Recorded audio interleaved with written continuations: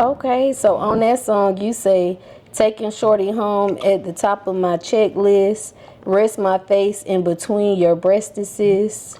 Then I take all of my, I didn't know if you said all of my Joe. Doing her research. Did you say all of my Joe? Then I take all of my Joe? I didn't understand what that part said. No, take all of my dough. All of my dough. Wanna You bust the bus, baby, give me some more. give me some more. Like bust the rhymes, bust the bus. So is the breastises your favorite part of the female? I definitely love me some breastises. And why you like laying your head in between? Because it's so comfortable. Cuzn T, we making moves, we just might go and make the news. Brand new episode every week, yeah, we dropping heat. Got a 7 with the juicy questions, this unfiltered tea. When you sit up on this couch, you feel just like some family. There go Boo behind the scenes, he's securing everything. What's up, y'all? It's your girl, Gotti7, and listen, today, cousins, I have a very special guest in the building. He's a very talented artist, from R&B to EDM. His catalog is very diverse. From New York to the Carolinas, Mr. Yes. Brooklyn Bred himself, DapaDon in the building with your favorite cousin. I am truly happy to be here. I love the show. I love how your branding is. I've watched so many interviews before, and I was excited to even get the invitation myself. So Yes. this is big for me. I was excited the whole day. You know, I got up early. You know, I'm gonna be on Cuz's T today, baby. Listen, we excited you pull up, and I Yes. appreciate you for coming, cousin. I'm appreciated for the invite because I'm hyped. So let's start off with your name, DapaDon. How did you Yes. come up with your name? I'm gonna say first of all, even it's crazy. As a young kid, I was like obsessed with John Gotti. And John Gotti has that name originally. I would never say it is a authentic name. What was the exception with, like, what did you love most about Gotti? I was, unfortunately, I was, hanging out with wrong people or whatever, and just being influenced by street culture back home in Brooklyn. But at the same time, us growing up, we always, infatuated with mafia culture as well. And that family that he's from definitely ran things. So the admiration from a wrong standpoint was there. So I took on that along with, older old heads around the way, just feeling that I was a smooth kid and how I move with, the ladies and all that good stuff.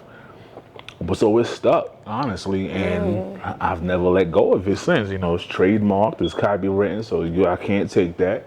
Right, because I went on there and I put in your name. I ain't see no other DapaDon, and that's the first thing I said. And if you do it, if you attempt to do it, I will sue you. Okay, cousin. How long did your trademark process take? A couple months. Wasn't that long. A lot of times you send stuff off to the Library of Congress, your copyrights, all that stuff. It takes a little time, but it's definitely there. But it takes them time to get back to you with it. But you can start using it as soon as you as soon as you send it off, you can start doing whatever you gotta do. And I definitely encourage all of my fellow artists to trademark your name, incorporate your companies, your imprints. Even if you're not a fully functional label, if you're just doing things on your own, maybe have another artist or two with you. If you're a conglomerate or something like that, definitely trademark your name, because what you don't want to run into is when you want to make a website or something like that, someone else has access to your name and then you can't use it. Once they register it, register the domain, register the trademark, that's it. You can't do anything with it. So protect your brand. It's not always just about, making posts or making flyers, and you take care of your business too. You would be surprised how many artists don't have, down with a PRO. What's a PRO? PRO is like ASCAP, BMI, CSAC, all that kind of stuff. Right? You get paid when you perform. You doing all these open mics. You can be making money because I'm fat, so I gotta wipe my brows. But you're doing all these shows.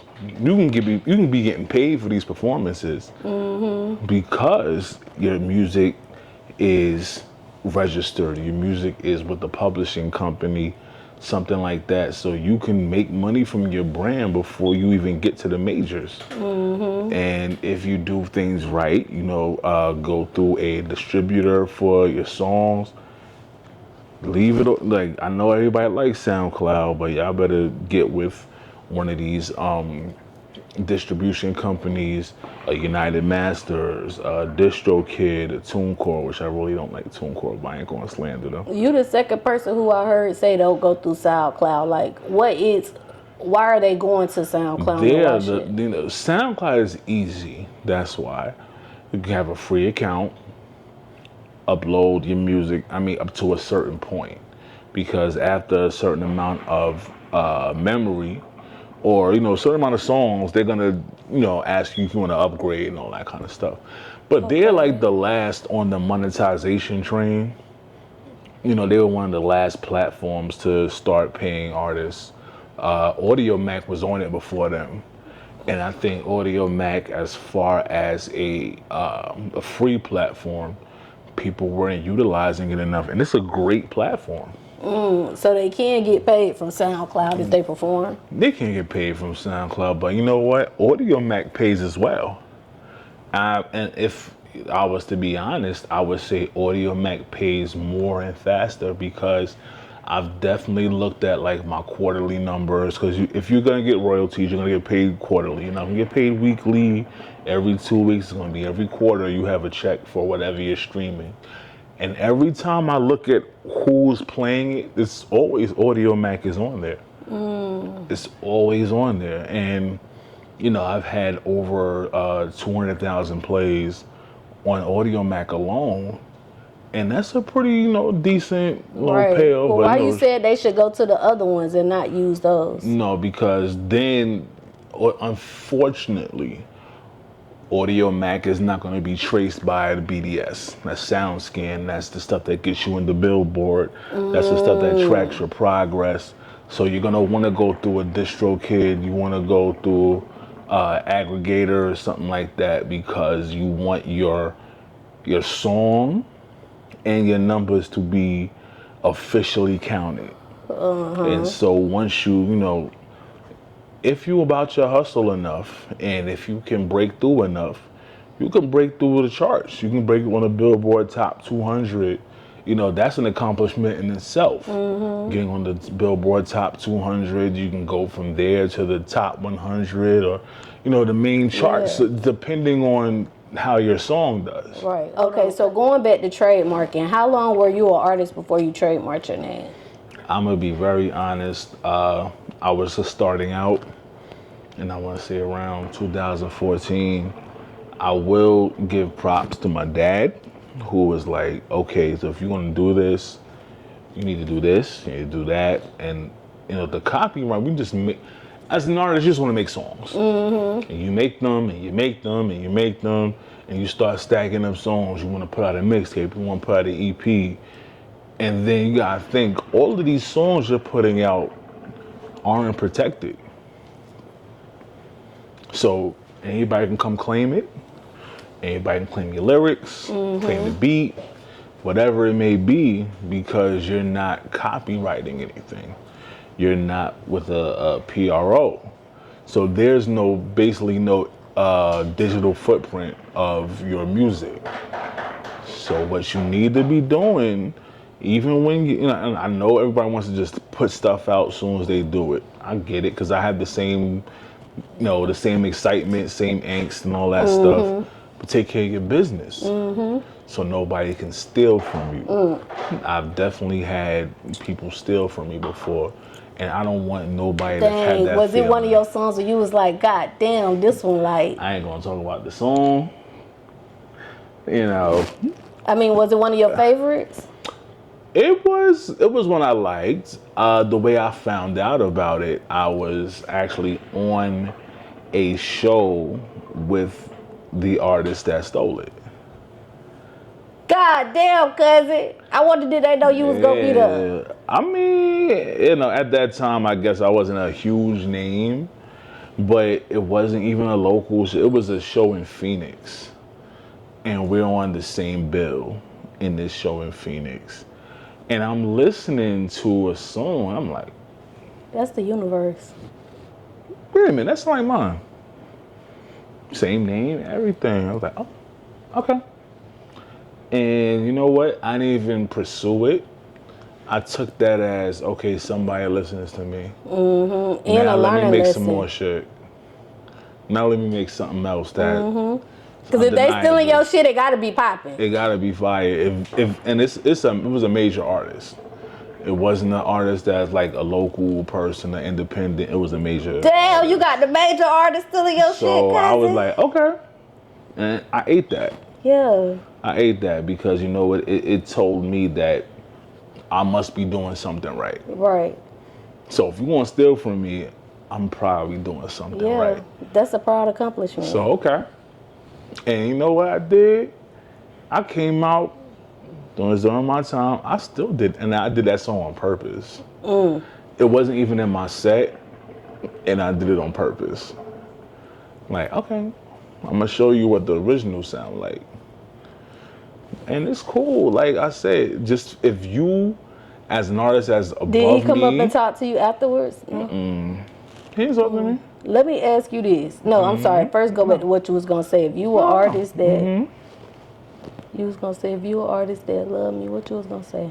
No, if you're an artist that like what I do, and you feel you want to take from that, that just means I'm doing the right thing. That's why you here today, cousin, to teach them. Yeah, my thing is this. You can take one song, right? Yeah. I got 10 of those in me. Right. You Right. ain't stopping shit. I think that's why it's always good to be an originator, because when you're a duplicator, you're gonna run out of shit. The duplicative people ain't originating it no more. And that's the one thing I can't stand. I love performing. I love doing these shows. But it gets to a point where if I'm on a bill with 5, 6 people that's doing the same thing, I start to feel cheapened. Because it's like, okay, none of y'all are diverse. None of y'all want to take a chance. None of y'all want to do anything different. Like, earlier you mentioned EDM. Like, rap is my first thing. And for me, branching out to other genres, it was more so me having to talk to myself and like, come on, man, you could do this. 'Cause people trying to put me in a box. Like, nah, just stick to the rap. You can do the rap. But I'm like, okay, if I'm writing for these other people, why can't I do it for myself? So, just experimenting with other genres because I can write it for other people. Why not use it for myself? Right. Because I'm also a songwriter. So I definitely have my placements and a lot of different products I've worked on as a songwriter. But I'm like, let me try this for myself. Right. And it worked out. So like, hello, I'm the one who wrote it. Right. Other stuff. So I think I can do it for myself. Yeah. Yeah. So let me ask you this, going back to the trademark part.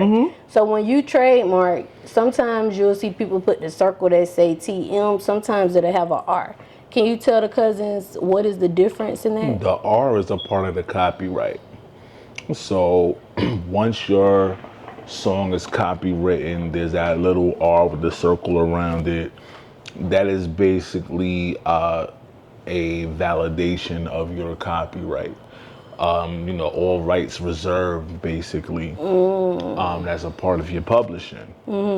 So, and I said, if you get with a PRO, that just establishes your publishing. You get with BMI, you get with ASCAP, it's definitely going to generate revenue for you because it's yours. So now you can go to the other side too and do sync placing. And that's how the people get on Love and Hip Hop. They get on Atlanta Housewives and all that stuff. You wonder where these songs are coming from. They're from sync libraries. You get with these sync managers, and these are people that look for songs for these shows, for movies, for soundtracks or whatever, and that's how you get your bread. On the other side, like if you're a person who can make some fire, What, I need to put our theme song up there. You need to. I ain't know about it till now. I thought it was just the regular thing that get them up there. If you put that into a sync library and someone picks it up, or you just know a sync curator or something like that, and like, look, I got this up here, and definitely that's residual income. What's your favorite sync library? My favorite sync is whoever want to work with me. Whoever want to cut the check, that's my favorite. I ain't gonna pick one over the other, because you also have private people that do it too. And how you may have headhunters in the professional world of like looking for people for jobs and stuff like that. You got folks that are sync recruiters basically, and they'll scour the libraries for something, or if you bring it to them directly, they'll have a listen, and then that's you might wind up in a movie or something. So the sync library is different from DistroKid, and you know what I mean? It's different from DistroKid, but you still want that because that's how you're gonna count your streams. That's how you can get your money on that end. Now, how much does that service generally range? Honestly, it depends. Sometimes they're free. Some come with a little fee. It's nothing crazy. But at the same time, you know what it's like? It's like putting your music in a DJ pool. Is the fee like 100, 200, 1,000? Sometimes it'd be less than that. Oh, okay. So it's an affordable fee, Cuzns. Go on and get in that sync library. Get with sync, and syncing, you get those sync placements. You might wind up on a show that you ain't had no idea you was going to be on. You may, wind up on P-Valley or something, or like I said, Love and Hip Hop, Married to Medicine, all that. That's where they get their music from. Okay. So Arunde, is that your real name? Woo! Cut. Oh, where'd you get that from? Cut. Wow. I mean, it's public information to anyone that does research. It is, but But I didn't know, because I had do not know that name. And you just gave away a secret, because I'll be like, oh, I'm that. The most I give people is Ron. If you tell them the whole thing, they're like, I didn't know that nigga name. Cut. That's why she laughs. It's like, I never say that name out.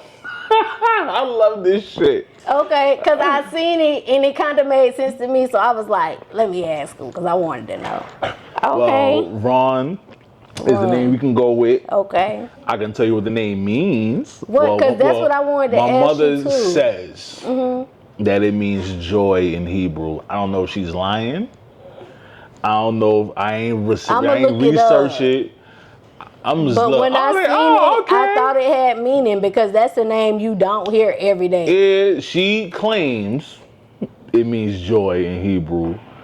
No, man, my mama, she Jesus' best friend, so maybe she right, maybe she not. Her and Jesus like this. That lady is Jesus' homie, okay? Nigga, am I lying? That's Jesus' best friend right there. My mom. Shout out to her, because she be praying for me. Shout out to moms. You know what? I will give you a funny mom story when you put the camera back on. I'll give you that one. The camera ain't never go off? Oh, goddamn. Y'all niggas are setting me up. Woo! Y'all setting me the hell up. I'll give you this story, though. My mom, our relationship got way better over the years. And, when I really went full-fledged into this music thing, she would pull up the shows. One in particular, I remember it was a show in Brooklyn. And, my mom's becoming dressed to the nines, so I'm like, Mom, you ain't gotta get all dressed up to come here.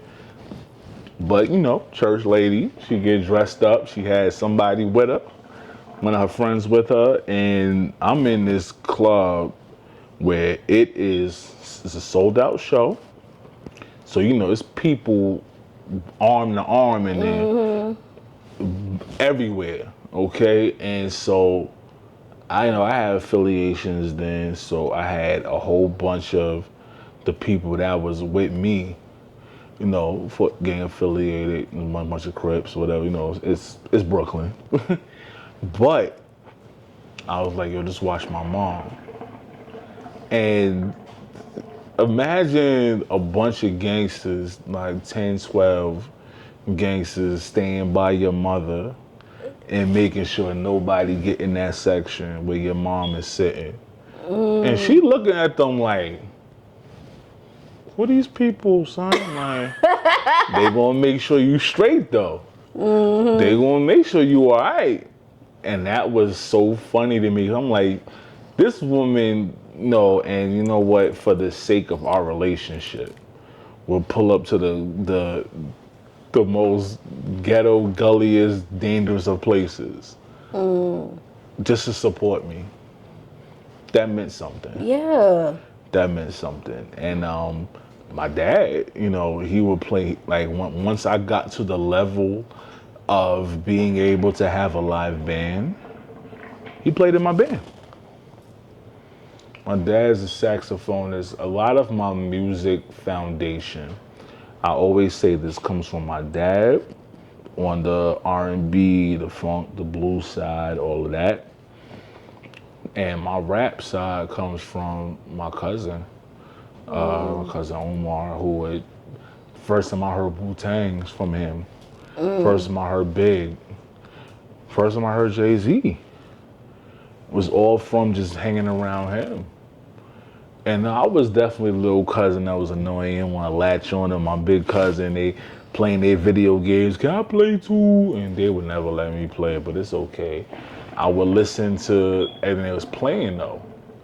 And a lot of that, EPMD and let me see what else they would listen to. A lot of Keith Murray. They would listen to Das Effects. They would listen to De La Soul. And like I said, that was my introduction to like Big and Hove and Wu-Tang especially. They was running that goddamn Wu-Tang 36 Chambers album. They was wearing that album out. But man, only be built for Cuban Links and Iron Man. So these are I would say that was my training. I always put it as my training because even with my dad, it's sad that the way he would bribe me though, to learn certain songs, certain artists. Who's this artist? He would definitely quiz me.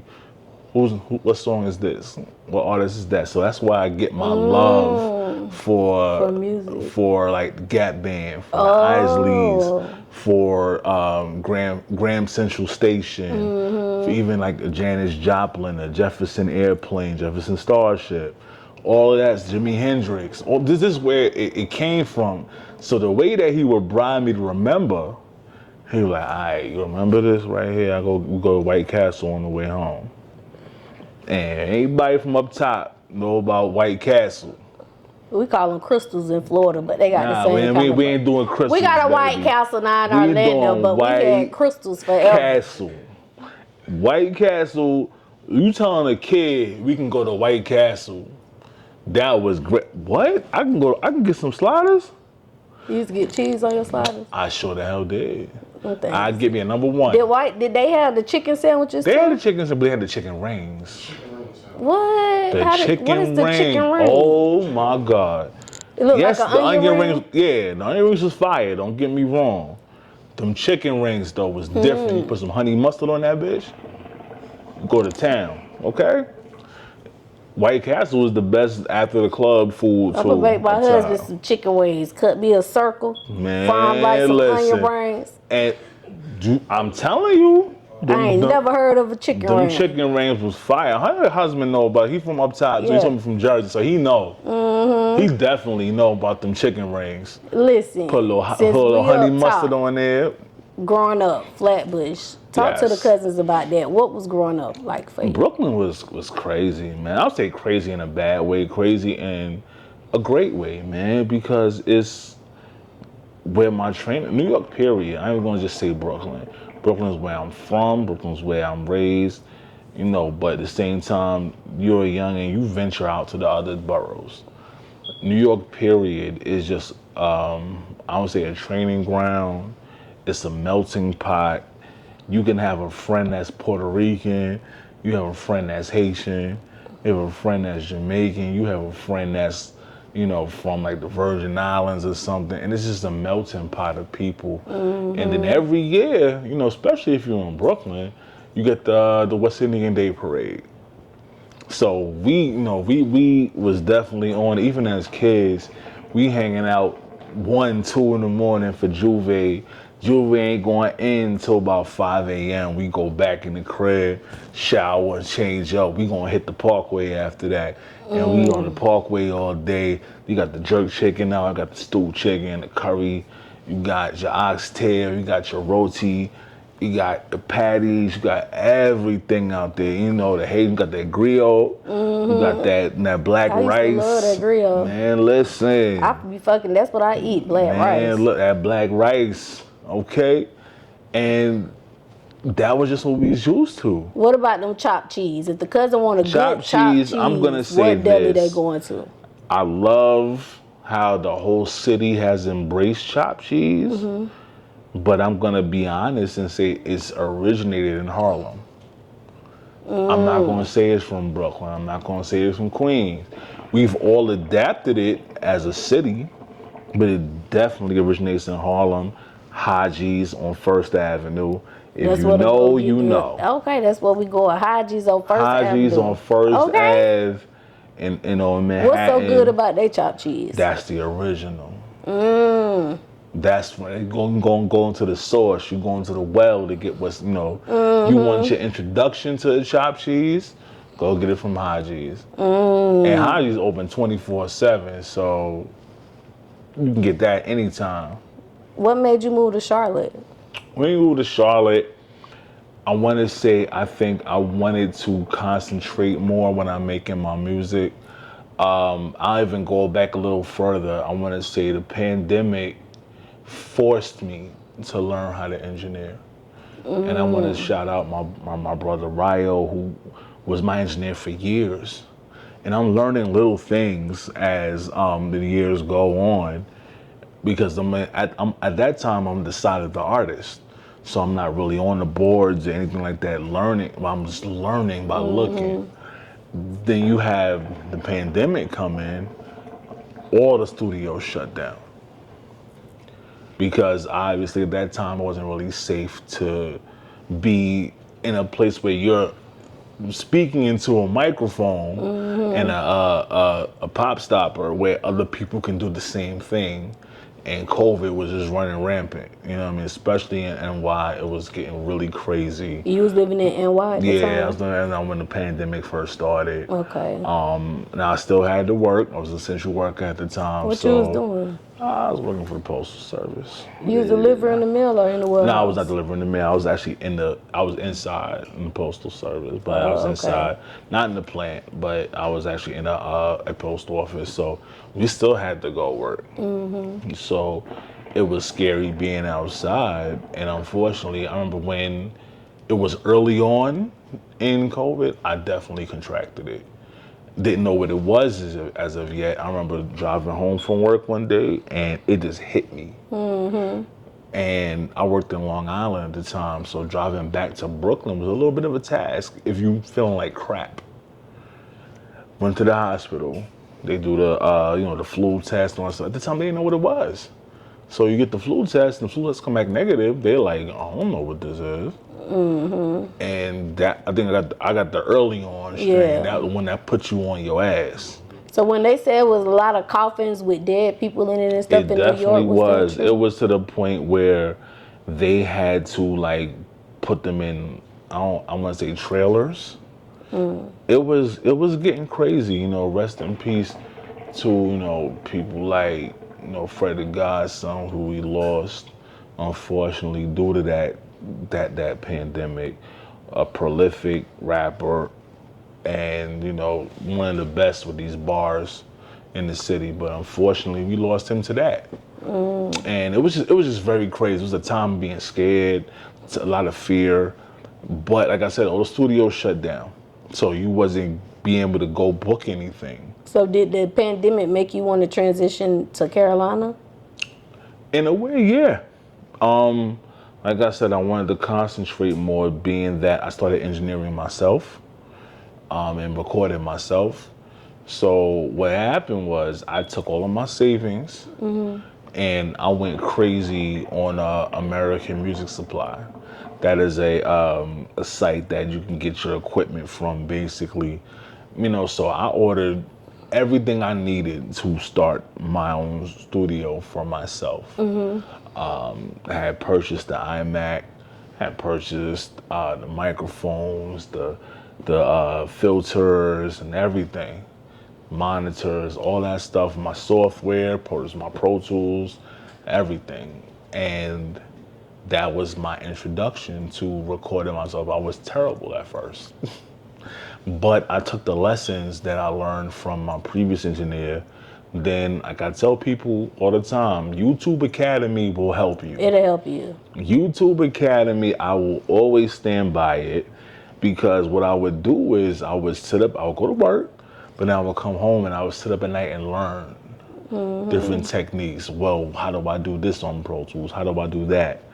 And by the time I got to Charlotte, which I was like, you know what? But what made you say, I'm getting in the car to come to Charlotte? I wanted my daughter to have a better life here. As an adolescent, as an adult in NY, you do remember the pitfalls. Did you know somebody here already? My mother's from here. Oh. She lives in New York. Okay. But she's from here. So you had already been here before. So I had family. Okay. Yes, I had family here. My godbrother moved here, who was actually my musical director back in New York. Then he moved here. And I'm like, you know what? This doesn't sound bad. And even as a kid, I was always drawn to here. We would come here in the summers. We would come on breaks or whatever. I remember the furthest back I can remember my first plane ride. I don't know if it was my first, but one I remember was coming here. So I've always had an affinity for this city. This was always like your second home. Yes, always. And I loved it here. What you love most about it? I love the duality of Charlotte, because it's still, you have your sections where it's quiet, it's still, and you can concentrate and you can think. That was my main thing. I wanted to be able to concentrate when I'm working on my music. I wanted to be somewhere where I felt like if I'm working in the wee hours of the morning, ain't nobody playing CeeLo outside my window, ain't no sirens outside my window, ain't no gunshots outside my window. So I'm able to focus. But at the same time, if I want to go out, if I want to have some fun, there's definitely places to do that here. Which is why I tell people all the time, like, oh, you live in North Carolina, you in the sticks? No, I'm in a whole city, bro. Like, it is definitely fun here. People who think they don't have fun here, if you stay in the house all the time, you ain't gonna know what's out here.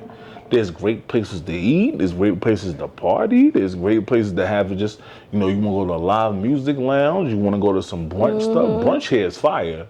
If you want to go to, a club and you want a strip club, all that good stuff. There's a plethora of things to do here. So there's really, it was kind of an easy transition. You coming from a city to another city. It wasn't that much of a change. To me, personally, it really wasn't that much of a change. It wasn't that hard to adapt. And then on top of that, the music scene here is so welcoming. And I think like my first year here, I didn't really venture out. I didn't want to come step on no toes, because I definitely have been through Charlotte musically on different tours or whatever. Now, every time I would stop in Charlotte, definitely would check in with family. It'd have family come to the shows or whatever, but I didn't live here. But when I did move here, it just felt like a very welcoming music scene. And so I'm like, let me just observe my first year. Let me just get in cool with people. Let me establish relationships rather than just jump off the porch and like, I'm here. Because I could have done that because I've definitely been through here, you know, doing different shows or whatever. But I respect where I'm at, and you know, I would never just come into some place thinking I own it. Right. I want to tap in with the people who are doing what they're doing already. I want to tap in with the curators. I want to meet other artists. I want to meet other promoters, you know, all that kind of stuff. Because once you establish relationships, when you establish relationships, things will come easier for you. When you're ready to jump off the porch, now people ready to support you. They're ready to put you on. You're ready to be on a Cuzn Tea podcast because you establish relationships before you decide to make a move. And then you make your move, but you couple your move with music. And when I started, you know, collaborating with artists down here, shout out to my bro Koso Sadiddy. Shout out to so Pete many Lash, artists, you did what with her? my dog, you know, just it was just crazy even linking up with a bunch of big artists, you know, Big Dog, Reese Raps, all those people that embraced me, you know what I mean? Prophecy, Chris Gear. It was just an amazing a welcoming, you know, like Alina Sky, like MK Bramlett, all those people that are very talented here. And I was just honored to get to work with those people. And then, you know, welcoming me in, an outsider being able to be welcomed into an already buzzing situation here. And then it helped a lot that my bro from back home was down here with his own movement. You know, CEO McLean. I ain't gonna say his rap name on here. He be fronting like he can't rap, but he can rap his ass off. Don't get me started about him. But that was also a easy transition because he kind of brought me in too, and you know, training day, bringing me out into the front. You know, so that was definitely a big push because a lot of the relationships I established was from that. And then even to the point of being nominated in the Queen City Awards as, you know, R&B Artist of the Year and all that kind of stuff. Because I don't just do R&B, so we're going to say this because nominated doesn't mean the only thing I do. But that was an honor in itself because being recognized amongst a whole city of people is so amazing, man. So I was like, this is just dope. And I say all the time, I wish labels would look in Charlotte a lot more than they do. Stop jumping over Charlotte to go to Atlanta. We already know Atlanta has what they got.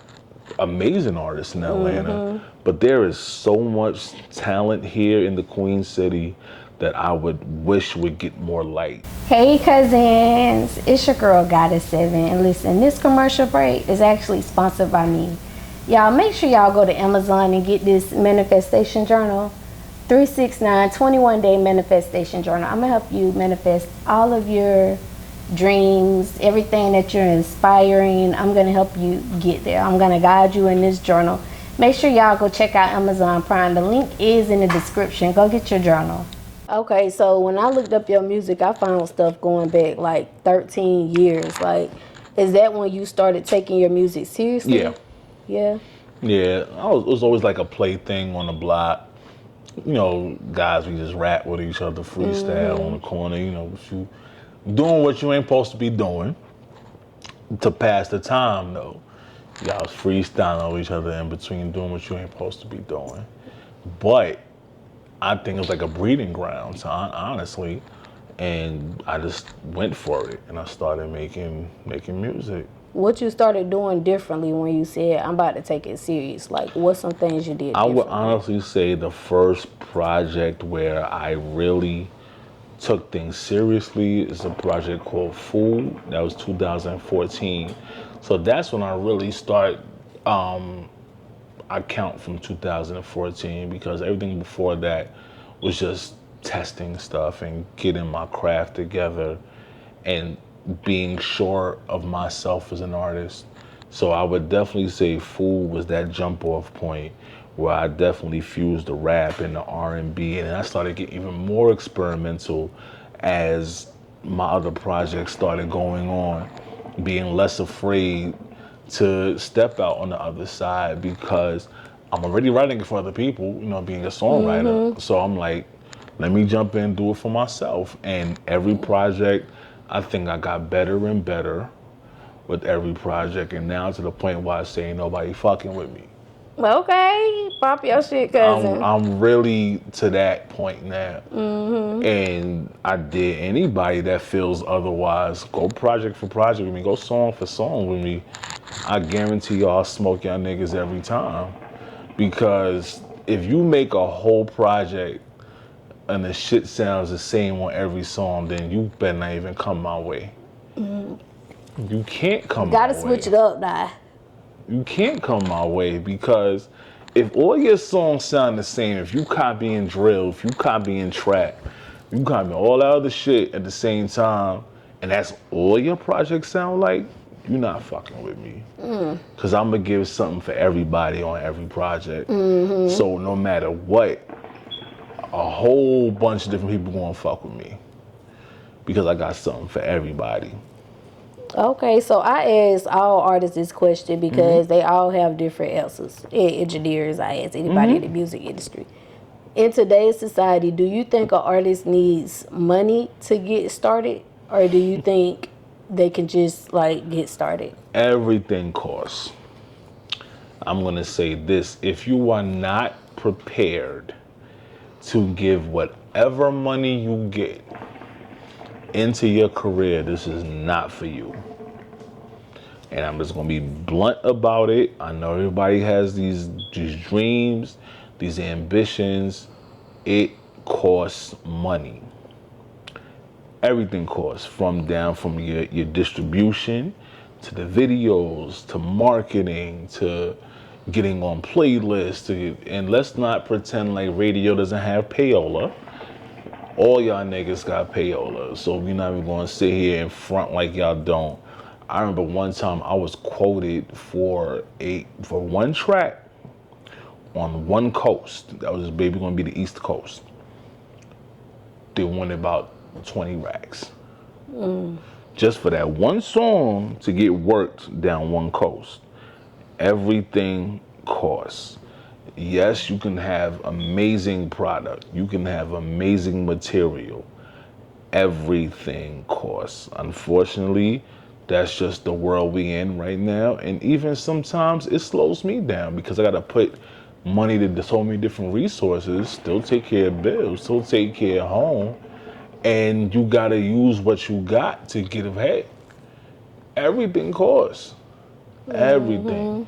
Marketing is the biggest thing because you gotta run ads, you gotta do all of this. Shoot the video first. The video gonna run you about maybe $700-800 at the least. Then you gotta, get your money into marketing. That's gonna be a couple grand. Depending on how far you wanna go. You gotta, woo these radio people, woo these DJs. That costs money. You pull up to a DJ in a club, you want your song played during prime time, all that, yeah, it's gonna cost you. You might gotta buy a DJ a hookah, buy him a bottle, put something in his pocket, whatever it may be, it's going to cost. It's gonna cost. And then still, you got your personal things you want. Right. You wanna have a car, you wanna have your jewelry, you wanna have a great sound, you wanna invest in a great studio. I want you artists, and please don't take this offensively, stop that BandLab shit. Ooh, because some of them be using BandLab, cousin. Why they got to stop BandLab? Because I'm going to say BandLab is great for mastering, but if you are planning on just releasing music on that, half of them songs that come from that should sound like people underwater. So why not stop taking the easy way out because it's free? Get with somebody that's gonna enhance your sound and do it the right way. Get with a real engineer. And sometimes people may cut you a break because if you don't have it in your budget like that, sometimes people may work with you depending on how hot you are. I know I would, and like I said, I'm an artist first, an engineer last.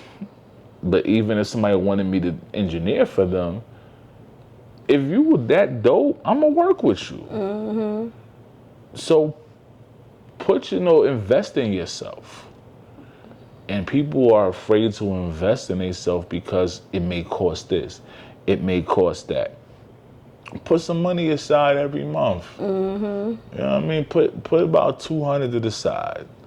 Use that to record. Take your time making your project. Is not going nowhere. The luxury we have at this point in our careers, if you're independent, if you're not having to subscribe to a label's calendar for you or a time frame, you got all the time to perfect your shit. Would you like to stay independent, or would you ever get signed? No, I'm definitely I'm not the nigga that's going to tell you to stay independent the rest of your life. I would definitely. I'm not that nigga. I want the money. I want the machine. The thing is, yes, people like, oh, label go independent. Okay, but you want that machine behind you. When you actually have a major, and the problem is a lot of these A&Rs is lazy these days. They look online for shit. The A&Rs I came up on was actually in the field, looking for talent at shows or that other shit. But just to get back to the point I was making, you gotta come prepared to these labels now. You have to be a finished product by the time you get to them. I'm not gonna sit here and say be independent the rest of your life, because if you can afford that, see, being independent means you are able to afford to act like a label without the label actually backing you. I can't do that shit. I could, but I'm gonna be eating ramen every fucking week, and I like steak. Well done. Medium. No, ooh, God, Medium well done steak is for serial killers. No, thank you. I like my shit medium well at best. Okay. I can do a medium rare depending on the cut. What cuts you could get medium rare in? I could do a medium rare with a tomahawk. Okay. Definitely. I like my ribeyes medium well. I definitely do not want no well done steak. If you sit across from me and order some well done steak, I am leaving.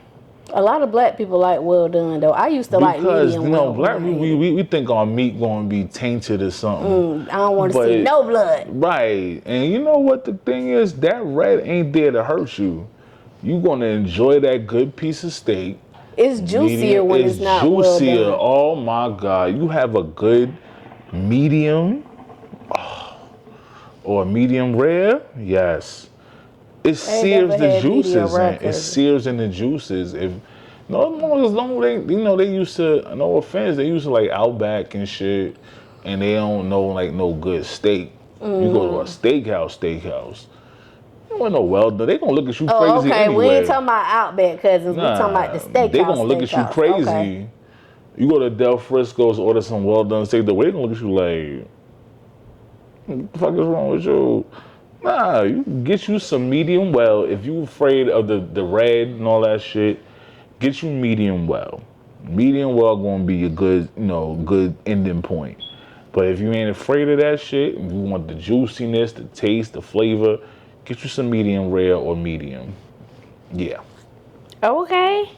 So if you could sign to a label, which one would it be? Anyone?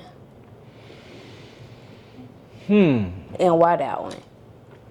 So I'm not going to include the ones that have offered me before, because obviously I ain't with them. Honestly, let me think. At this juncture in my life, I would actually do Dreamville. Okay. I would definitely do Dreamville. That's a pretty popular at this point in my life. I would do TDE. TD? TDE, that's Kendrick's. No, it's Kendrick, that's Punch. That's SZA, that's Doechii. Oh, they got some hitters over there. That's, that is Schoolboy Q, all that. Okay. So I would definitely be on that. Let me see. I would do Maybach music. I would do Rick Ross. I definitely Rick Ross ain't had no hot artists out lately. That's fine. He still got me. Oh, okay. He gonna push you. Okay, cousin. He still got me. Yeah, why would you choose Maybach? I've always been a fan of Ross's ear. So I know if I was to go into the studio and work on a project with him, that man's ear for beats is amazing. I don't care what nobody say. Ross knows how to pick records. So I would learn so much. But I think my top choice would be Rock Nation. Rock Nation, definitely, and the relationships I have over there. Shout out to my brother Lenny S. One of the originators out here with the whole Rockefeller sound. I definitely think I would be in good hands over there. Meg's in great hands over there. So I think that as far as a major, I would definitely be okay with over there. I would be okay with doing that. Okay. Atlantic, they ain't looking too good right now. They done fired a whole bunch of people, laid off a whole bunch of people, so that would be a no for me. Okay. So when you're creating albums, what about your work ethic? Like, how long are you up? Like, how much do you put into creating My process is very erratic. It will go from me doing 4 hours, 5 hours, work on a couple of records. I definitely enjoy being in the studio at night, early evening to the late night, overnight.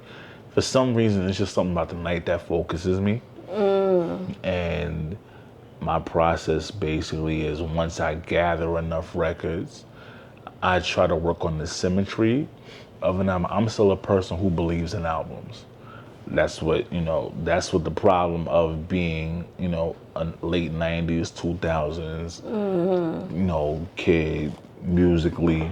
That's the gift and the curse, because we're accustomed to albums. Yes, there's singles. Yes, there's B-sides and all that, but we're accustomed to albums. What's a B-side? B-side's like a deep cut. Okay. Let me see if I can have an example of that. Would be like Heart of the City, Jay-Z off the Blueprint album.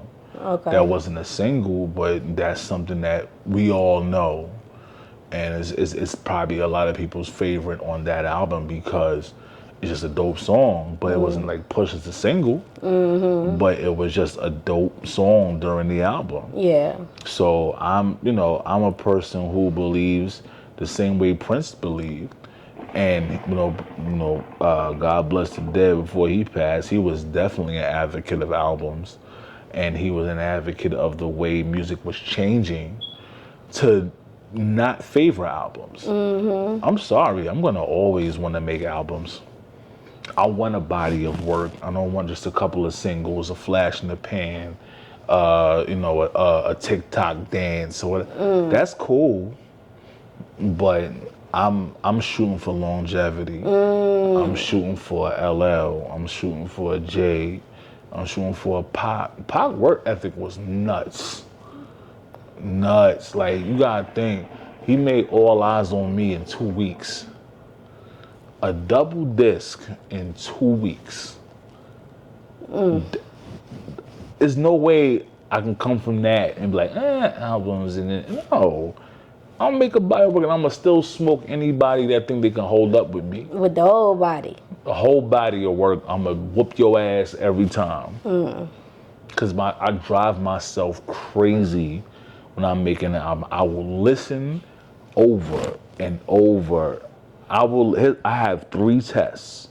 I have my studio test, that's out the monitors. I have the car test, and I have the earbuds test. Those iPhone, because they capture all that sound, or even beats, Dre beats or whatever. Those are my 3 tests, and I will drive myself crazy listening to that over and over until I feel satisfied. There's this feeling I get inside of me when I know that I'm done with the project. It's a satisfied feeling. Until I feel that feeling, I feel I'm not done. Okay. I'm a weirdo. It's okay. It's okay. You know what you want, and you making hits. You done got offers from major motherfucking labels, so you doing something right, cousins. Y'all better take some notes over here. So on February 12th, 2022, you made a post that says this journey to making what you hope to be as the perfect album can get crazy, ups, downs, anxieties, etc. Can you talk to the Cuzns about that? Like what comes with it mentally? First of all, can I just say how I love how you do your homework? Can I just jump to that real quick before I even answer that? This is the first interview where I've had this much information thrown at me. I appreciate that. Of course, That Cuzn. means you paying attention to what I do, and then that makes for a wonderful interview. So thank you for that. Yeah. So to answer that, there are so many ups and downs when it comes to creating, because let's just be honest, the world we live in now is a very much show and tell world. And you may see colleagues, you may see other people that you're cool with having their wins in front of you on like IG or Twitter or Facebook, whatever. And as much as you're not supposed to be watching someone else's race, it fucks with you still, because you're like, when is my turn? You're doing the work. You're busting your ass. And then it comes with the anxiety of, do people think I'm good enough? Are people going to accept this music? Am I good enough to stand with these majors? And all these thoughts jump in your head while you're still trying to create. And this is why I say I favor the major over the independent thing, is because you have to wear so many hats until you have a whole team. So you're worrying about the music, you're worrying about the marketing, you're worrying about the administration, you're worrying about everything else aside from music. What a label can do for you is let you focus on being an artist and making the product. Yes, I'm gonna have some creative control over my product, over the marketing, but at the same time, you're thinking so much about everything else you have to do and make the music. Your brain is overrun. So what do you do like to cope with the anxiety side? I smoke. I was gonna ask you, do you smoke? Okay. I smoke. Okay. What you love most about being an artist? You know what's crazy I love about being an artist? And people might say, oh my God, how? I love being in the studio. I love it. I live for it. You know why? Because you can take a bunch of ideas and make hits. If you had the diligence to sit there for hours, then yeah, you can do it. If you have the diligence to, learn how to engineer yourself, so you don't have to pay for a bunch of studios. That's the advantage for me. I could make music all day long. Why? Because I have my own shit. And I know how to engineer myself. But then if I want to go outside, I still don't engineer myself, so I have to pay for an engineer to be in there. It's mostly for just a change of venue, change of ambiance. Maybe you don't want to be in your house to create this day. So shout out to studios like Grindhouse. Shout out to studios like Montiago, who I currently work with. So if y'all want to get right, y'all come on over to us. But shout out to Grindhouse, definitely. My man Jason Jett, who gave me a chance here when I first got to Charlotte to have some place outside of my house to work. So it's just basically, you want some different change of venues sometimes, but learn this stuff so that way you don't have to put out so much money. At least that part of your journey is not so expensive. Because you want to put your money elsewhere. Right. So if you learn to songwrite, if you learn to engineer, that's 2 streams of income for yourself to invest right back into yourself. So I encourage everybody to learn something within this music aside from being an artist. Okay, so with the songwriting part, because you are a songwriter, did you write as a kid, or when did you start writing? I started writing before I became an artist in my own right. My first placement was at the age of 18. And from then, I went on and just kept, thank God I was in certain circles, around certain people What's the that gave me a placement? chance. Like when you wrote for Placement somebody? is that, yeah, placement is when you write for someone. Okay. You have points on the record. You have some kind of either an advance, you get paid outright for the record, or you can have a back end where you're having certain points also, you have residual income, mechanical royalties, things of that nature. So it's how you negotiate it. Okay. There's records where I've just gotten paid straight up, and there's no claim to the royalties after. Or there's been times where I've gotten partial, and there's on the back end the points off of a record, and you get paid that way. Okay. Who was the first person you wrote for? You can't say. NDAs. Oh, okay. No, NDAs. What made them? So was it like you wrote the song and said it to them, and they was like, "Oh, I want it," or how did they get that song? See, now I do that, yes, but at that time it was more so being around and just being annoying for your career. And I tell people all the time, be annoying for your career. It's okay to be annoying for what you want to do to get ahead. A lot of these people don't know about being outside of a radio station, waiting for a certain DJ to come downstairs, or waiting for somebody that comes there. I will listen to you. You just start rapping for somebody. You start singing for somebody just to get in the door to get your record on there. Right. Or, rest in peace to DJ K. Slay, who was amazing at breaking talent. The Drama Hour in New York on High 97 was a staple. K. Slay put so many people on, and he wasn't one of them dudes that wanted money from you. It was if he liked the record, he was playing you.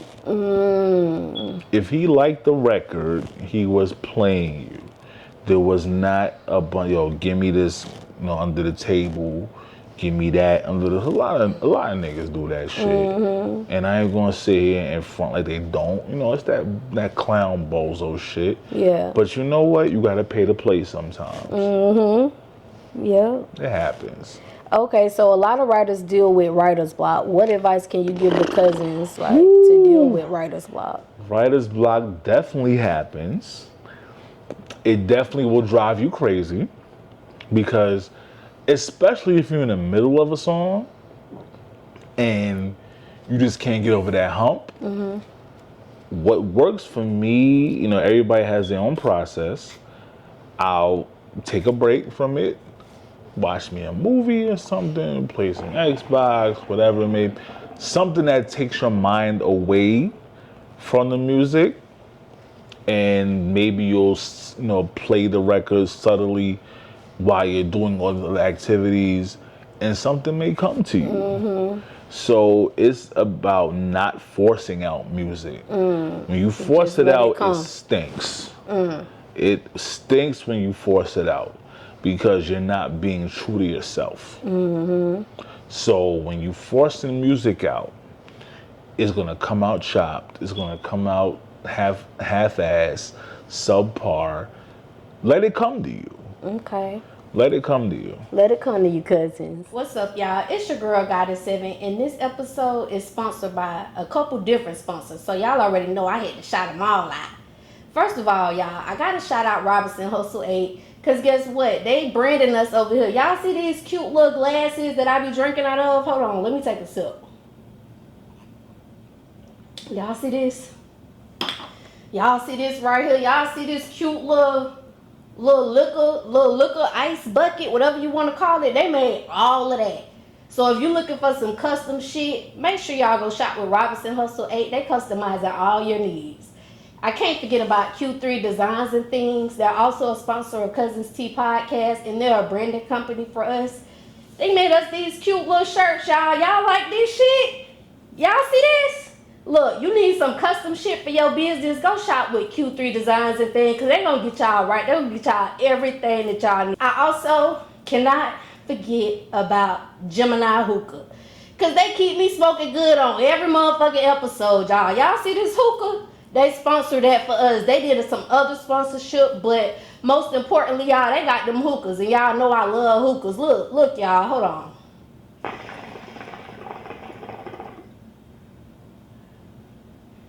See that cloud? See how that smoke just come out real thick, real cute or whatever? You could be smoking like that too, y'all. Go shop with Gemini Hookah. They got these ice packs. They got these portable hookah tips. You can take this thing anywhere with you. And they got hookah candles, y'all. They got different shisha flavors. They can make you anything you want. So make sure y'all go shop with Gemini Hookah, y'all. Go get y'all hookah. Until next time, cousins. Bye. When they come to you, cousins, come on now. Don't force yourself. You force yourself, is going to sound like shit. Take a break, cousins. It's okay. It's okay. Especially if you engineer yourself. You can come back to that shit. You know how many times, especially if I'm working at my home studio, I take a break and I'm doing some other shit. I get on the people in my house nerves because I'm all over the fucking house. Especially when I have a damn mental block. I'm from watching this, then I'm playing a game, then I'm back outside in the fucking living room watching something. I may go take a smoke break and then, okay, I got it now. I'll come back and finish it. It's happened plenty of times, especially on the project I'm working on now. It's happened quite a few times. I gotta step away, and because you want to put your best foot forward. You don't want to just make a whole bunch of bullshit. So yeah, go have a blunt, go have a little drink or something. Get your mind calm, get it focused. And come back to Go watch a movie. Yeah. Don't come right back. Watch a movie. Okay. Because some in the movie may inspire you. It may inspire, it may inspire you. You may watch Friday or some shit and something come to you. You may watch John Q or some shit and it come to you. So, take a break. It's okay to take a break, especially if you own the time. And that is what I encourage, I guess, our cousins to do. Own your fucking time. And that's with like the engineer. If you engineering yourself, guess what? You own your time. So speaking of engineering, how long did it take you to get the mastering part down, the mixing and mastering part? Let me see. I'm gonna say I started for myself in 2022. It is now 2025. I want to say I got really good in 2024. 2024? So I want to say about a good 2 years. Okay. Because you have to have trial and error even when you're learning or if you're observing from YouTube or whatever or other colleagues. There's still a lot of tricks and techniques that you can still learn from other people. I'm not even going to say I'm the super master. No, I'm good enough to charge niggas, but at the same time, there's still stuff I learn all the time. Shortcuts and whatnot. But the basic mixing and mastering, yeah, I got that shit down. Okay. But if I want to learn other tricks and shit, I'm going to still teach myself. You learn every day. You can learn something new all the time. There is nothing that says I can't learn. What's your favorite genre to engineer? Ooh. Rap is easy. I say that shit all the time. Rap is easy. R&B is probably where my heart is, though. R&B. Because I'm not one of them engineers that will say that I'm just going to press the button and that's it. I call them niggas button pushers. They just gonna push the button and let you do whatever. But a real engineer gonna help you produce the record. Nah, let's do it like this, or stack this here. Give me one more of this right here. They're gonna guide you through to get to the end of that song. So R&B is exciting because there's so many layers to it. There's so many layers to it, but then you have those artists who are raised in the church. And we don't talk about that enough. Artists that are raised in church are the cream of the crop. Because it is not a taught sound, a taught technique. Because if you come up in church, you know one of the main things you gotta be able to do is follow.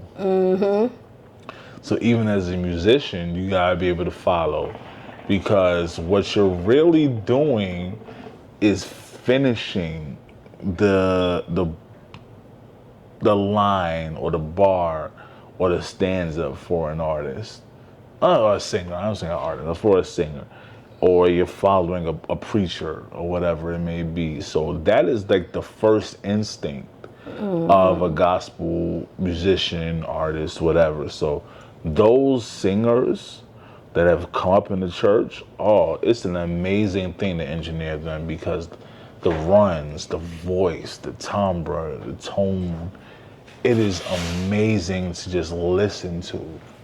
What about pet peeves? What's your biggest pet peeve when it comes to engineering from an artist? Is, I'm gonna say it and maybe I'll get flack for it, but I really don't care.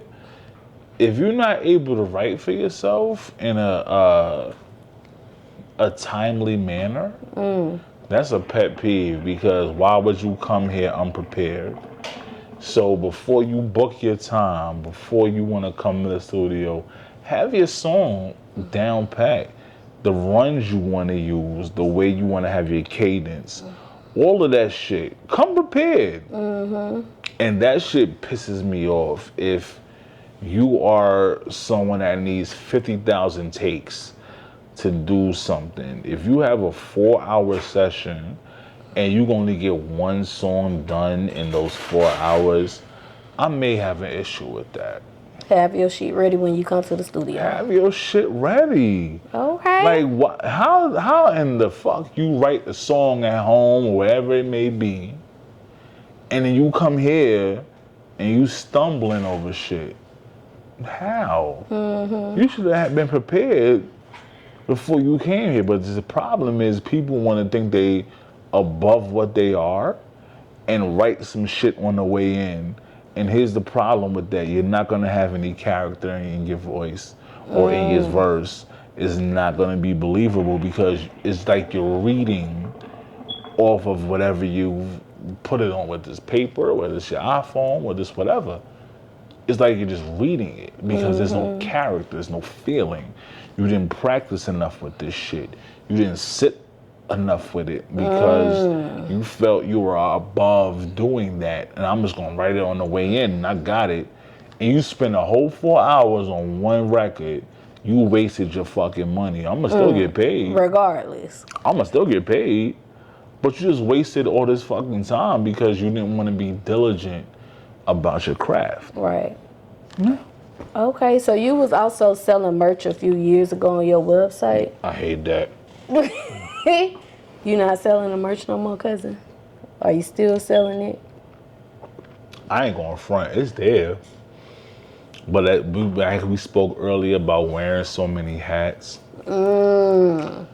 I honestly was not well versed in that. Well versed in the merch side of things. So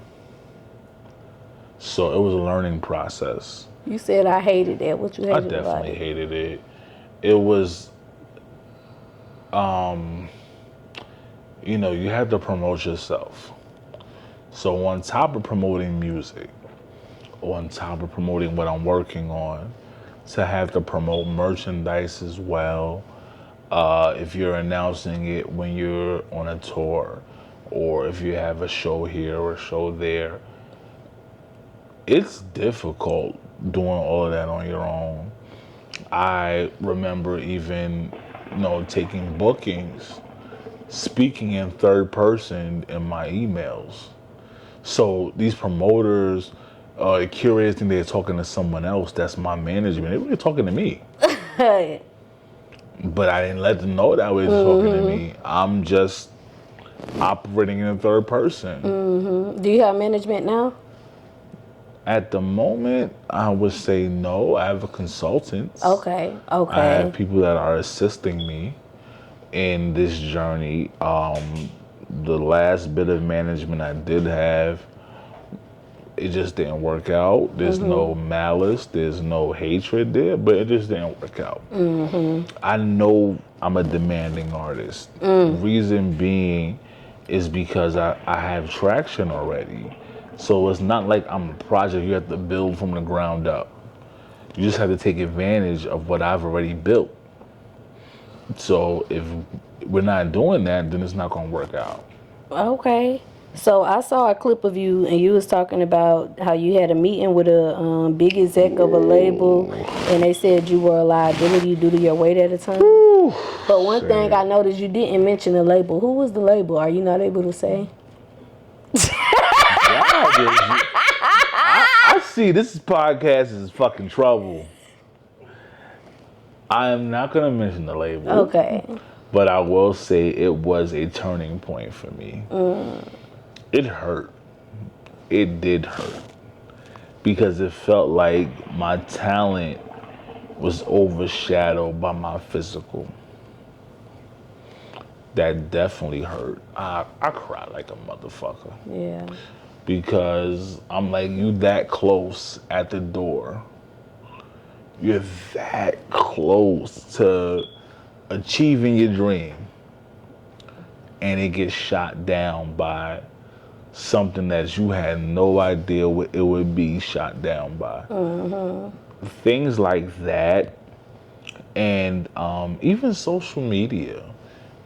Even my dealings with other women. Oh, you's my first big nigga.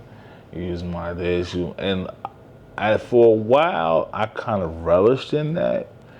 Feeling like a little sense of pride that I'm the one that they wanted to start with or whatever.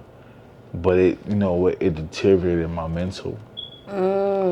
It led to me having gastric sleeve surgery. Yeah, you had that in 2022. I seen you shared your process. I had that, and a lot of that was due. And I never say that shit out loud, so I'm probably saying the first time here. It had a lot to do with what I thought my image was. It had a lot to do with my interactions with women. It had a lot to do with my interactions with the music industry. If you feel I am a liability because of weight, then let me go ahead and take away that as an option to look over me.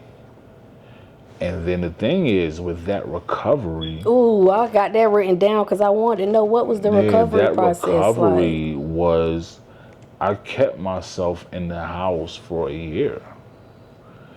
The recovery, of course, is shorter than that, but the first 2 or 3 months are hell.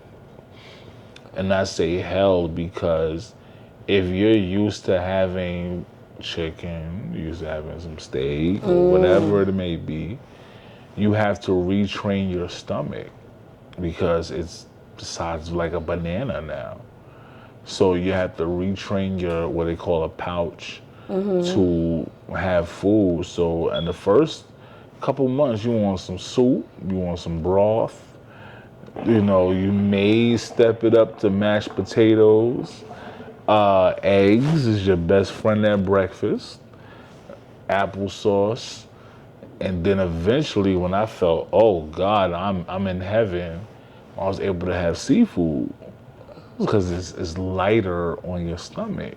So I'm able to have crab legs, and that shit got me through.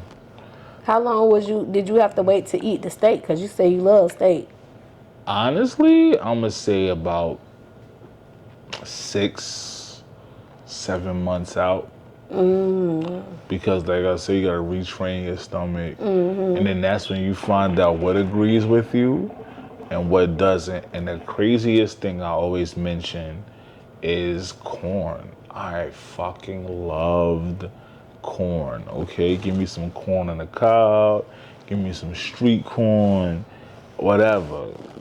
Then give me that shit in a Seafood boil. a seafood boil. I loved it, and then when I found out I cannot have that shit, and the way you find out things is not the most fun way to find out. You find out when you throw some shit up. Like, oh, this is not going to work with me. And corn's one of them first things, and I wanted to cry.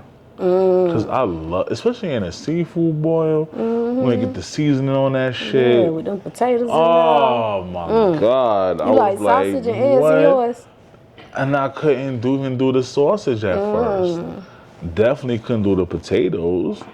I could just order the motherfucking crab legs and like some shrimp. And that was it. That shit hurt. Oh my God. That's a hard recovery Dredging process. up old horrible memories. Jesus. Okay, so on November 15, 2021, you made a post that said when you wake up to $900 Shein charge coming out of your account. Was that a real situation? Did Shein take $900? Shein definitely took $900. I was dealing with a young lady at the time who had access to my account. And Lord, she went to town on that shit. I had no idea this woman ordered so much shit from Shein on my account. But me being the fool in love that I often am, I let it rock. She done ordered the whole goddamn Shein stuff, because you can get a good 20 outfits for $200 on that right, bitch. I'm and like, 3 pair of $900, shoes. goddamn, woman, what the fuck was you ordering? She had about 200 outfits. What, a house on Shein? Yeah. I'm like, what the fuck? And then, They might sell houses because they sell everything. you know, on there. I ain't gonna front. I was a sucker in that situation because she like gave me some fire ass head, and I shut up after that. Get this Shein. I'm like, shit. Go ahead, order it, mama, because goddamn, you worked for this shit. Okay. Had me fucking rolling my eyes and shit. I'm like, Okay. keep it. So a few years ago, you added a new member to your family, which was Blaze. He's that's the my cutest dog. dog. Did you get that dog for your daughter? Originally, yes, I did, and then it wound up becoming my dog, and he wanted to become one of my I don't want to say closest friends. That's a cute little dog. Where you got him from? Boy, I got him as a puppy. Like, he was just born the month prior, and my aunt was like, "Hey, do you want a dog for your daughter?" I'm like, "Okay." And you know what? He has been my heart ever since. That is no, I have a bad day, he come look at me like, Dad, you good? But then now, lately, he been acting up. You know, I let him go out, you know, walk on his own, go do his business. I don't know, maybe he got some pussy outside or something, because he don't come back right away no more. Before, he used to come back right away. I got somebody pregnant. Look, that nigga outside, I don't know what he doing when he go outside, but he doing something. That motherfucker don't come back right away like he used to. He must have found him a good little piece of something outside, and he must go see her every time he go outside. Cause he ain't coming right now. That nigga don't, you know, it be times we like, God damn, it's been like 40 minutes. Where the fuck he? And the complex ain't but so big. This nigga is all over the damn place. I'm like, where the fuck is this nigga? But that's my heart. I ain't Good thing front. he's small though, because people won't be scared of him when they see him. He is honestly, he is not one of them dogs gonna attack nobody. He wanna play all the damn time. So if he barking, people may misunderstand it as him being aggressive. But he a little butterball, man. He want to play all the time. If he see me, he roll on his back like, come on, Dad, rub my belly, all that good shit. You know what's crazy? I have my routine. I get up around 5 o'clock every day, and I'll have my coffee before I start my day. This nigga, he be up. Like, he knows I'm getting up. I don't know how. You feed him as soon as you get up? No, I don't know how he know I'm up, because I don't even come out the bedroom yet. Yet he's by the door. And, you know, I let him out, let him go do his thing. He take a, you know, he can either come back fast or he take his time because ain't nobody outside that time to him go mingle with. So he'll come back and I'll have my coffee. I'm sitting in my little chair that I like sitting in. And he just jump on my lap and, you know, hug up on me, rub up on me, and we just sit there and vibe for a good little while. That's my heart right there. That's my little boy. Okay, so let's talk about your other heart. So your daughter, she's in high school, and I saw that she took theater classes in the past. Yes. Do you think that has something to do with you? Y'all get all the information. This is fire. I am loving this. But yes, my daughter is everything to me. You think that had something to do with like you being an artist and being in the music? You think that affected her going to theater? Of course. And even on a project of mine, she did a majority of the background vocals. And so being that she did that, I made sure that she was set. And I, registered separately from myself as an artist with BMI. That way she can get her residuals off of what she's done with me. And that was my way of making sure she's set up for life. But she's amazing in her own right. She just recently had a performance at a talent show at her school. She did Gypsy Woman. Who sang Gypsy Woman? No, that la da dee da da da. Oh yeah. Yeah. Had the whole place rocking, okay? And my hope and my dream is that she's 10, 20 times better than me. Because that's my future. That's my legacy.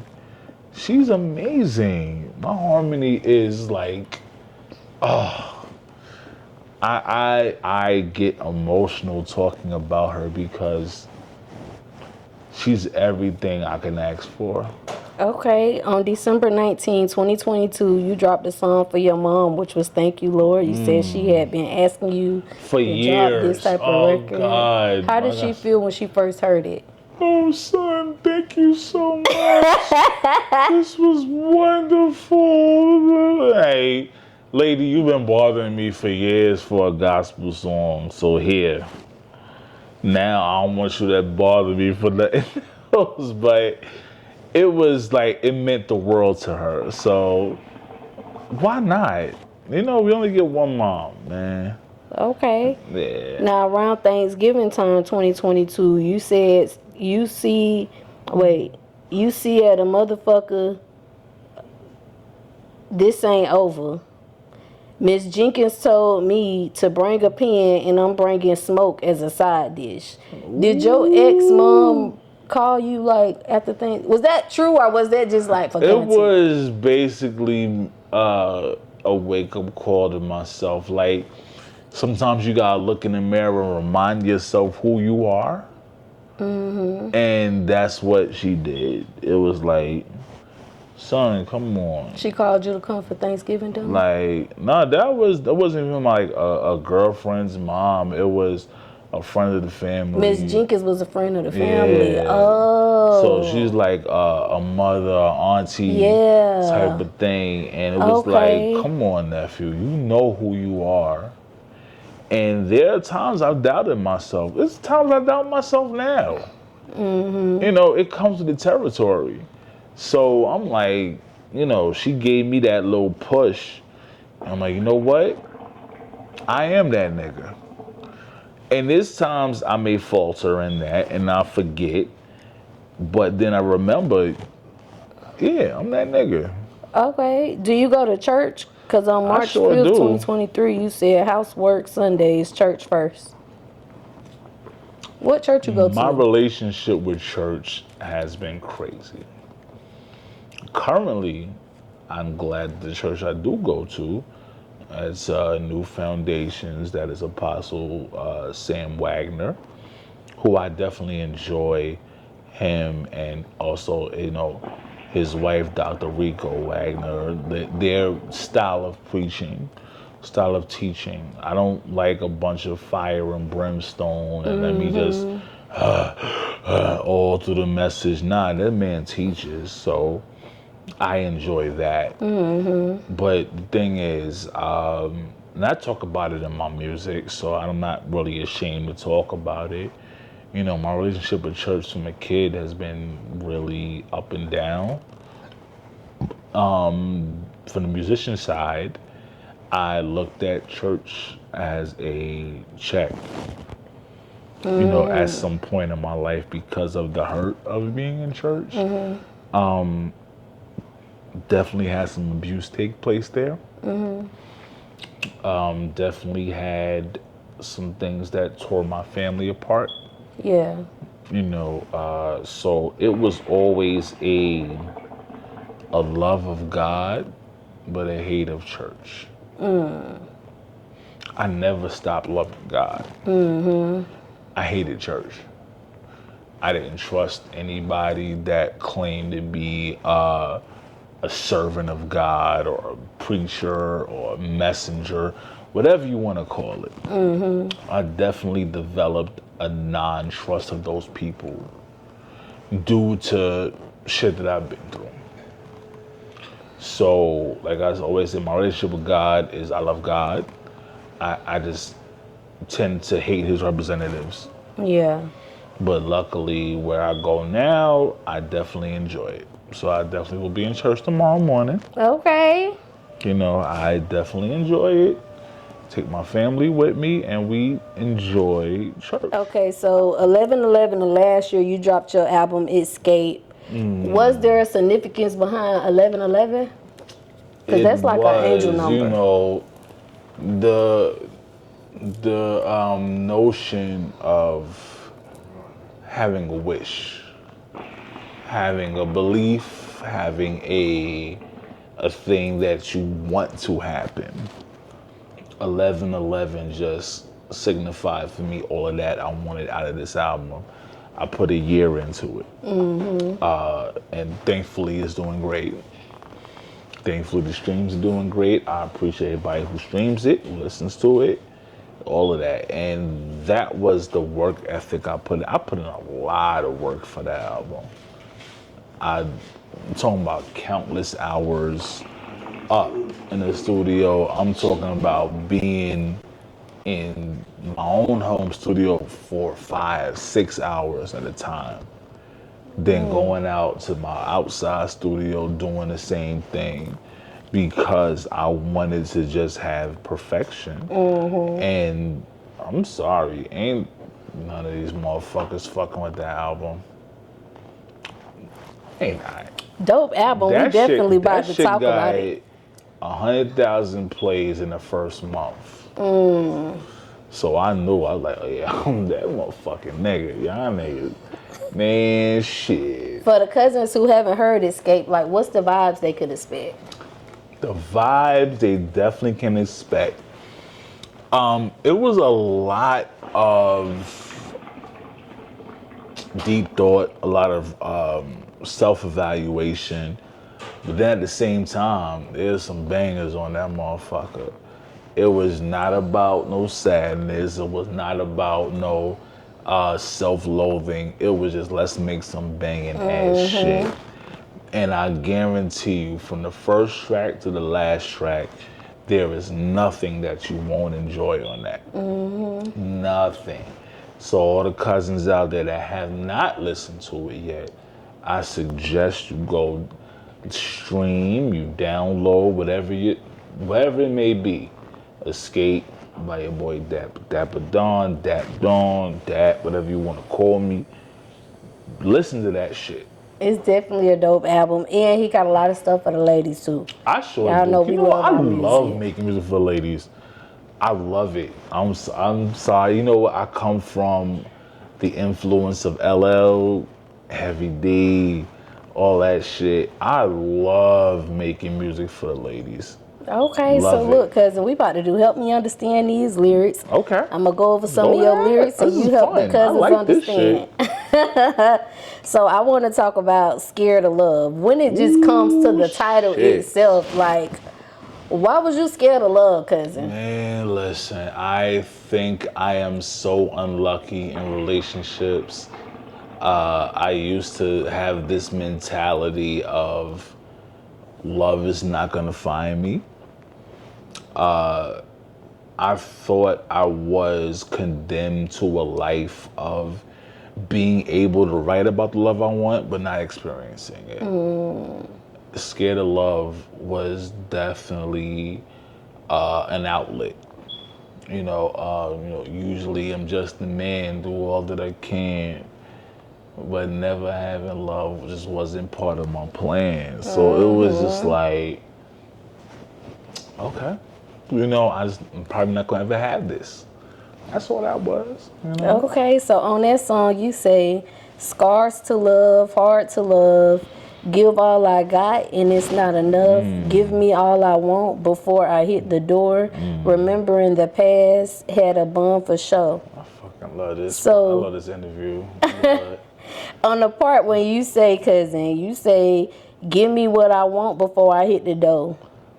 That was basically me in a final plea moment. Like, just give me what I want. What you want before you hit the door?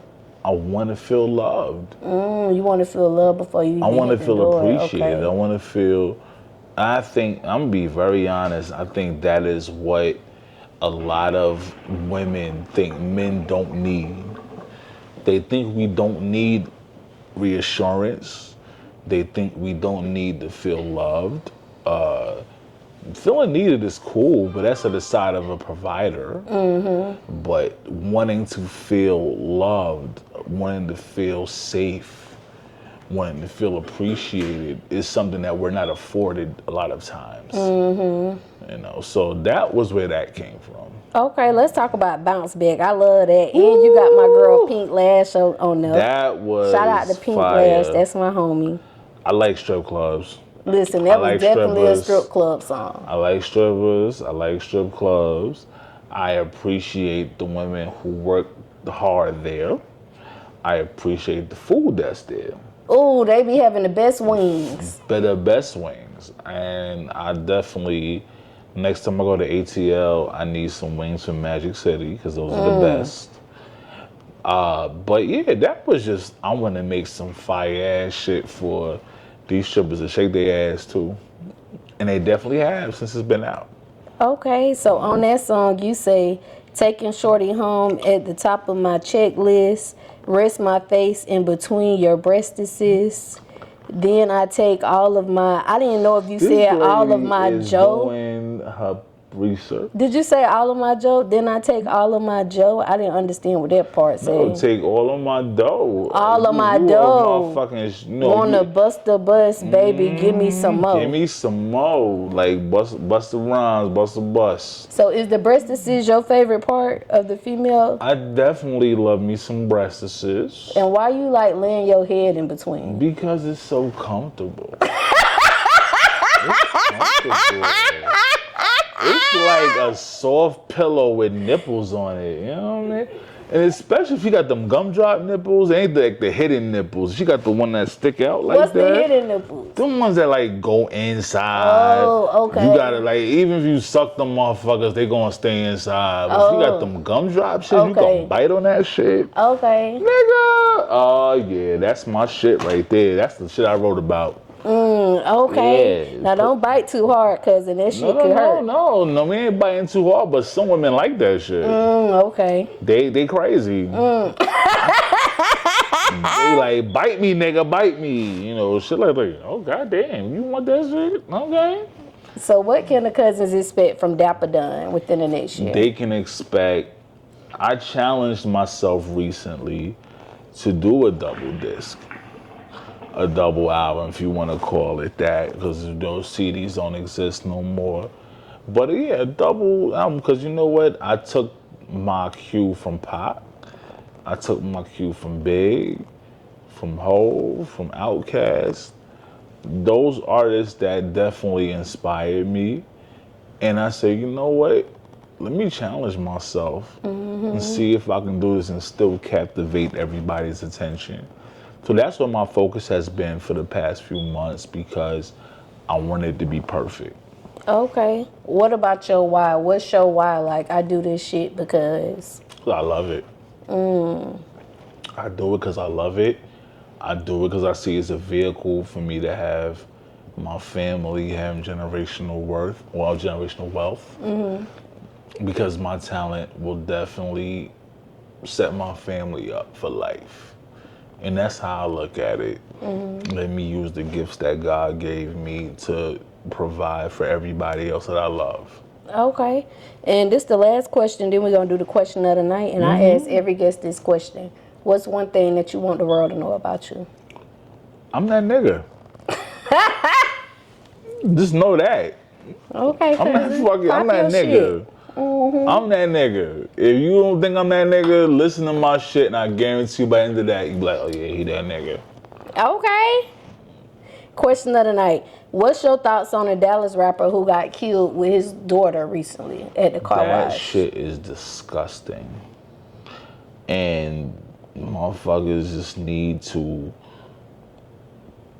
have more compassion in these streets, because just because you want to pull up on your ops, you want to rob a nigga, you want to kill a nigga, motherfuckers used to have a code.